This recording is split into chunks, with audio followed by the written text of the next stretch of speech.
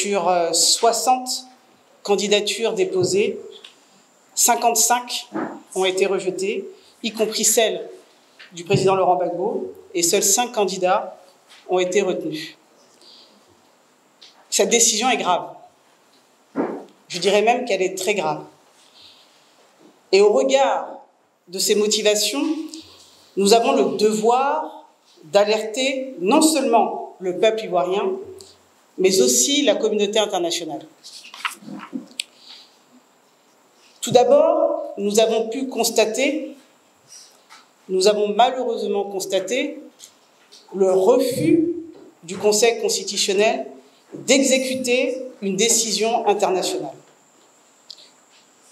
Il faut effectivement préciser que le 20 août 2025, le Comité des droits de l'homme des Nations Unies a adressé une demande claire à l'État de Côte d'Ivoire, à savoir de prendre toutes les mesures nécessaires pour garantir que le président Laurent Gbagbo puisse exercer ses droits politiques en application de l'article 25 du pacte international relatif aux droits civils et politiques, c'est-à-dire notamment le droit de voter et d'être élu, et donc d'être candidat. Le Conseil constitutionnel n'a pas respecté cette décision. Il s'est déclaré incompétent en parlant d'un simple contentieux de la liste électorale. C'est faux. C'est faux. Le Comité des droits de l'homme n'a pas été saisi pour un contentieux de la liste électorale.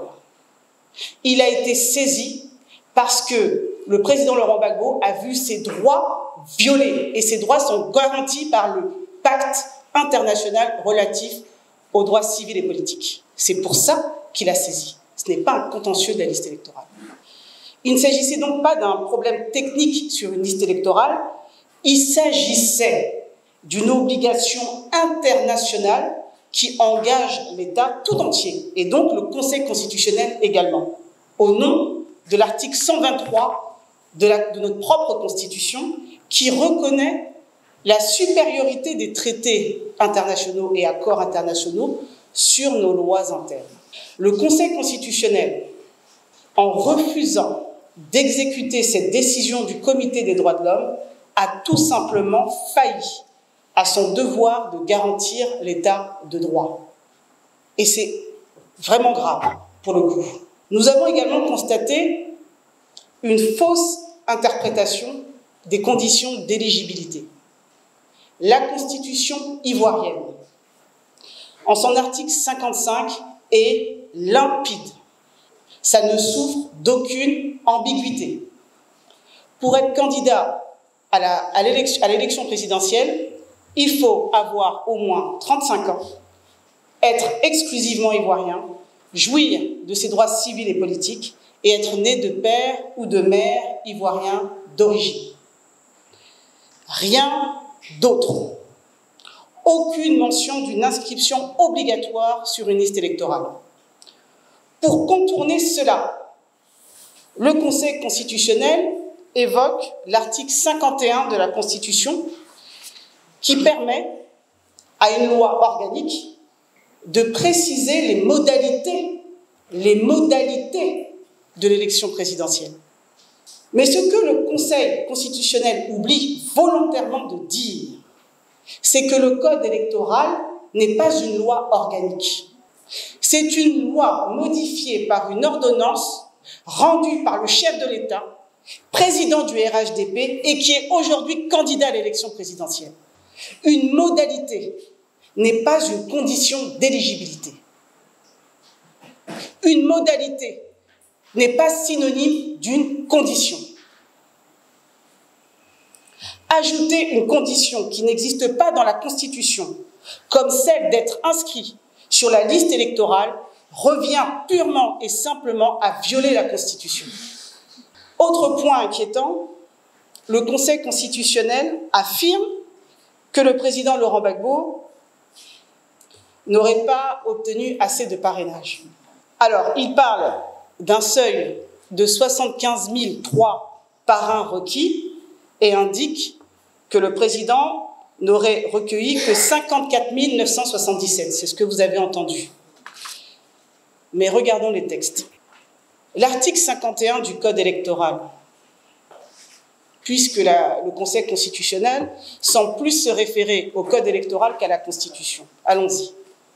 L'article 51 du Code électoral exige 1% de parrainage dans au moins la moitié des régions et districts de Côte d'Ivoire. La Côte d'Ivoire compte 33 régions et districts.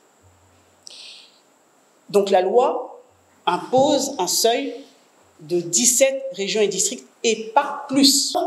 Le président Laurent Gbagbo a collecté des parrainages dans 27 régions.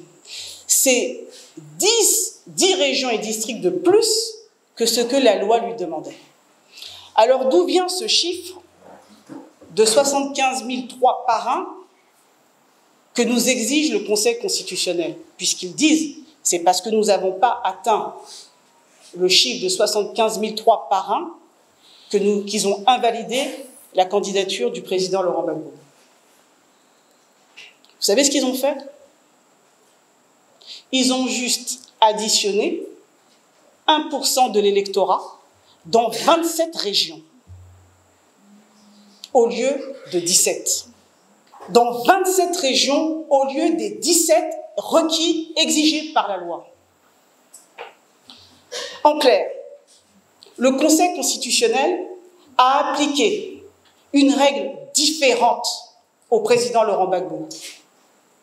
Il lui a demandé plus que ce qui était exigé aux autres candidats. Il a créé une rupture d'égalité en lui imposant une condition plus lourde, sans aucun fondement légal. C'est une discrimination manifeste. Juste sur ce point-là, parce que, en réalité, ce qu'ils indiquent en ce qui concerne les faux numéros de pièces d'identité, les faux numéros d'électeurs, les parrainages en double, etc., etc., nous n'avons aucun élément de preuve pour le vérifier. À ce niveau, pour nous, c'est une allégation qui n'est corroborée par rien. Mais ce qui est certain, c'est qu'au moins les chiffres affirmés par le Conseil constitutionnel démontrent qu'ils ont additionné le quota de 27 régions au lieu de 17 pour prétendre qu'on n'aurait pas atteint, que le président Laurent Gbagbo n'aurait pas respecté le quota des 1%. Ça, c'est factuel. Et vous aurez d'ici demain les éléments